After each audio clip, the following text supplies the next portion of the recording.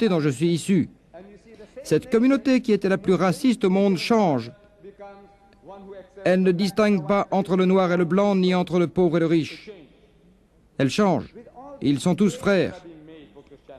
Et malgré tous les prêches en faveur du christianisme, Jésus change la vie des hommes. Ta nature première se dissipera et tu recevras une nature neuve. Je dis, regardez, dans cette grande puissance, les États-Unis, il existe, selon frère Swaggart, 11 millions d'ivrognes et 44 millions d'alcooliques. C'est votre nation. Frère Swaggart ne trouve pas de différence entre ces 55 millions. Pour lui, ils sont tous alcooliques. Dans l'islam, les boissons alcoolisées sont interdites en toutes circonstances.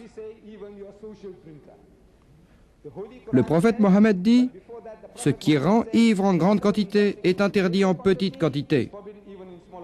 Ni peu ni trop, interdiction totale. Le Coran prescrit, il s'adresse à tous les croyants, c'est-à-dire à tous les boissons alcoolisées, c'est-à-dire les jeux de hasard. Et frère Swaggart écrit dans son ouvrage sur les jeux qu'on gaspille 54 milliards de dollars dans les jeux. Les jeux de hasard, c'est-à-dire la divination par les entrailles des victimes, c'est-à-dire le tirage au sort, c'est-à-dire un acte impur de ce que fait Satan, c'est-à-dire évitez-le, peut-être récolterez-vous le succès. Les tonneaux de vin furent vidés dans les rues de Médine et ils sont restés vides depuis. C'est cela le fruit des préceptes de l'islam. Quel est le fruit de 2000 ans de prêche? Vous avez le pouvoir d'accomplir des miracles. Jésus ressuscite les morts et guérit les malades alors que Mohammed ne le pouvait pas et qu'au nom de Mohammed, rien ne s'accomplit. Et moi je dis que vous ne lisez pas l'Évangile. Jésus-Christ dit « Beaucoup d'hommes viendront et diront « Je suis le Messie » et accompliront de grands miracles et des prodiges pour tromper, si possible, ceux que Dieu a choisis. L'Antéchrist peut faire cela. L'Antéchrist peut accomplir des miracles. Le faux prophète peut accomplir des miracles. Est-ce là la preuve de l'authenticité de la foi? Non.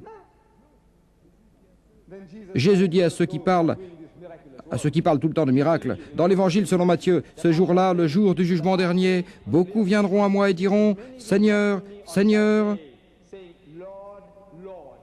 n'est-ce pas en votre nom que nous avons prophétisé, chassé les démons et accompli de nombreux prodiges, en votre nom?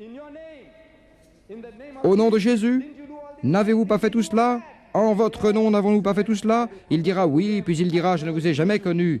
Éloignez-vous de moi, vous qui êtes pécheurs. Expliquez-moi cela. Il parle de vous. Ce n'est pas aux Juifs qu'il dira, éloignez-vous de moi. Je ne vous connais pas. Ce n'est pas aux hindous, ni aux mécréants qu'il dira, éloignez-vous de moi. Mais c'est à vous qu'il le dira. Je voudrais savoir pourquoi. Pourquoi vous dira-t-il, je ne vous connais même pas, éloignez-vous de moi?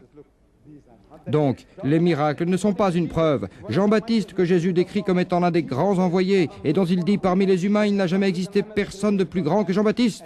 Et pourtant, Jean-Baptiste n'a pas accompli de miracle. A-t-il accompli un seul miracle? Pas du tout. Les miracles ne sont donc pas une preuve. Mais le grand miracle, c'est lorsque les nations changent et se transforment sans miracle. 1 milliard d'êtres humains ne boivent pas d'alcool grâce aux enseignements de Mohammed.